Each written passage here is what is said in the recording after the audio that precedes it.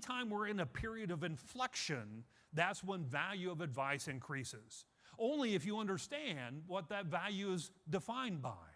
And in my humble opinion, the value of advice moving forward has changed a bit. We used to value our advice based on asset allocation. I don't think that's accurate any longer. We've kind of made a science out of asset allocation. You can go to any website on the internet and get asset allocation. But where there's value created is marrying the right asset allocation to the right asset location. And asset location is based on my unique tax situation. Let me give you an example. I'm a 50-year-old guy. Let's say I make $300,000 a year. But your client, your financial advisor, has another male client, 50 years old, making the same $300,000 a year. Only one difference between these two clients. I own my own business. That client's a W-2 employee.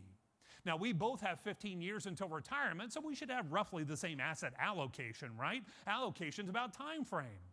But if that financial advisor has us in the same asset location, they're committing malpractice.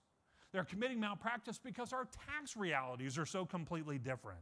And value is created by not providing tax advice. We can't do that. But by God, knowing that client's tax situation well enough to properly advise them on asset location, that's value in the future. You see, we've managed asset volatility through asset allocation. What I'm suggesting is the value in the future is managing tax volatility. And it goes right to my retirement strategy, what I call my 3-bucket strategy. You see, when I retire, I want 3 equal buckets of money. I want a bucket of taxable, a bucket of tax-free, and a bucket of tax-deferred. That way, I get to manipulate the tax code for my lifestyle rather than the tax code tell me what my lifestyle will be. Here's the sad reality that none of us have any control on whatsoever. We know the average client's going to spend 30 to 35 years in retirement, right? You tell me, what 30 years is that client going to spend in retirement? What's their tax rate going to be over that 30, 35-year period? The reality is your financial advisors don't know, you don't know, the client doesn't know. Nobody knows. That's why there's value there. There's value because it's about having a multitude of income generation opportunities in retirement so the client can manipulate the tax code for their lifestyle rather than be dictated to them. One of my biggest concerns for Americans heading to retirement, to the extent that they have saved for retirement, is that almost 100% of their savings is in one place. Where is it? 401k IRA. One tax strategy when they retire.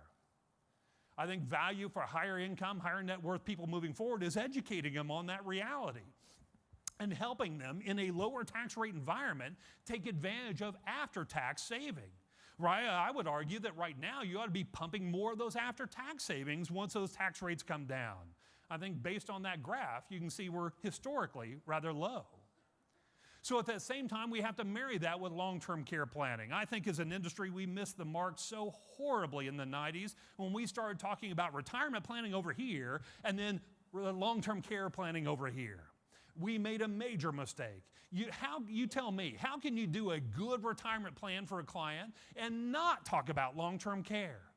When something is as likely to impact 1/3 of retirees in retirement, and we know it's a big ticket item, it is a retirement issue and should be a part of that retirement discussion.